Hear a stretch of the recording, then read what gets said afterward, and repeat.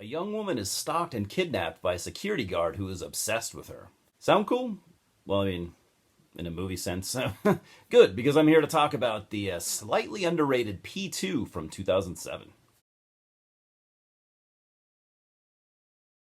Now, this is a film that I've known about since it was originally in theaters back in 2007. I was still in the early stages of my horror obsession. And it pretty much remained on my radar, especially with people showing it, some love in recent years, especially here on YouTube. But mainly because of its connection to French director Alexandre Aja, and I have always enjoyed his work.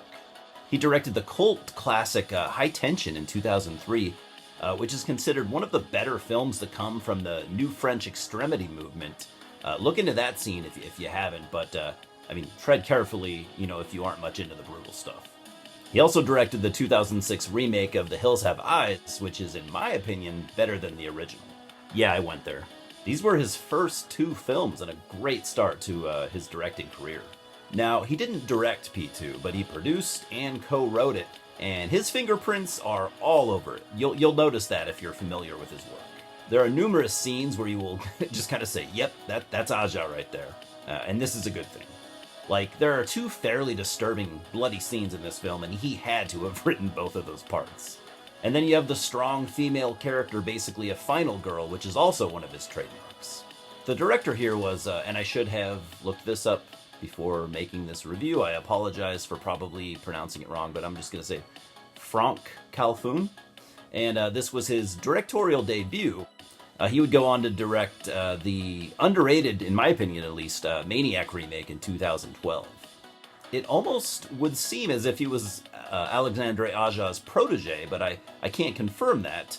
Either way, this is a strong debut, even if it was a box office flop. I mean, it didn't even make back its $8 million budget. It was like 200,000 less, 200 and some change. So yeah, not a good sign for a young filmmaker, but I digress. And I've heard that the title was probably detrimental to its box office success. I mean, nobody really knows what a P2 is, but I like the title personally, and I admire them for using it. I think it's creative. And as far as its critical reception, it was met with kind of mixed reviews. Most critics called it generic and formulaic. Roger Ebert, though, of all people, gave it a 3 out of 4 stars, and he liked it quite a bit. But let's move on to what I think. So, this movie has 2 leads and just a small handful of other very minor characters. You have Angela, played by Rachel Nichols. She's a hardworking and successful businesswoman in Manhattan. She comes across as sort of snobby and a little self-serving, and I'll admit, seeing this side of her early on really made it hard for me to continue the movie after like the first 10 minutes or so. And since I already knew some of what she was going to have to face, I didn't think that I would care. I mean, don't get me wrong, I'm not saying she deserved any of what was about to happen to her, but I didn't think that I would be able to be at all invested in her character. But I decided to hang in there, and I'm glad I did, because she definitely won me over. And then you have Thomas, played by Wes Bentley. He, along with his Rottweiler named Rocky, is a security guard who looks after the parking garage that Angela uses while she's at work. Thomas has been secretly watching her, and he's developed a very unhealthy obsession with her. And on Christmas Eve, an evening where almost everyone had pretty much gone home early except for Angela, he decides to finally make his move. He traps her in the parking garage and uses chloroform to knock her out so that he can, get to know her better. She wakes up in handcuffs, and you can pretty much imagine where things go from here. There isn't a ton of character development here, but there is just enough to keep it interesting, I think. I mean, it would have been disastrous if there wasn't any, since, 95% of the movie focuses on just the 2 leads. With Angela, you learn that she's very hardworking, like I said earlier on, and despite her cold demeanor, she's more caring than you would have guessed, early on. A key element of this movie is a scene where one of her co-workers apologizes for getting aggressive with her in an elevator once during like a company party. It was completely uncalled for, and he blames both alcohol and recent stress he's had at home. And Angela accepts this apology and really doesn't hold it against him, and that surprised me. And because of the security cameras, Thomas has known about this incident. You also learn a bit about Thomas. He is definitely mentally disturbed, but he is clearly not insane. I mean, he is a smart guy. I personally think he is a sociopath, and there is one scene that brought me to that conclusion. I won't spoil it for you. He's very socially awkward. He wants to talk to people, but he's just not good at it. Fuck, I can relate. And because of this, he's a very lonely guy, and you kind of feel bad for him. I mean, I feel like his character was directly influenced by Norman Bates from Psycho. He's also a huge Elvis fan, which I thought was funny. And another thing that I didn't expect was that he tells Angela early on that he has no intentions of hurting her, which is kind of the opposite of the direction most movies like this tend to go in. Like, he really just is infatuated with her.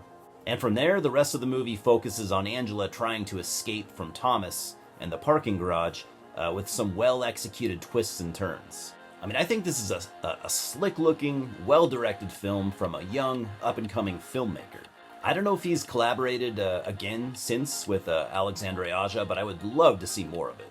With its $8 million budget, it's pretty minimalist, but the cinematography and performances from the two lead actors very strong.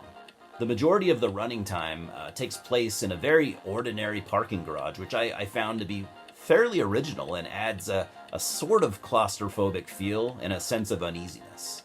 And another thing that made me hesitate to watch this was that I'm not really a huge fan of thrillers. But I'd say there are some definite horror elements, enough to hold my attention. There isn't like a ton of gore here, but when there is, it's quite graphic, which is no doubt due to Alexandre Aja's influence. The 1 hour and 38 minute runtime kept things nice and tight, and it doesn't let anything drag on for too long. I'd say the pacing is great. I was never remotely bored. Now, I don't think that the tension was quite as effective as was intended, especially compared to a lot of Alexandre Aja's work. But that's not to say that it wasn't at all tense, because it totally is, especially in certain scenes. Another horror element is that Angela she's totally a final girl, and I love that. I'm going to give P2 a 6 out of 10. It's not the most original film you've seen, but it has plenty of its own ideas. It's a little underrated, and I think it deserves much, much better than its 34% Rotten Tomatoes score. I think you can ignore that entirely. Unfortunately, probably a lot of people haven't. Because, I mean, to some people, Rotten Tomatoes is like the be-all, end-all, film critic site, and I think that is... I mean, we all look at it from time to time, but I think to let it make decisions for you is incredibly unhealthy.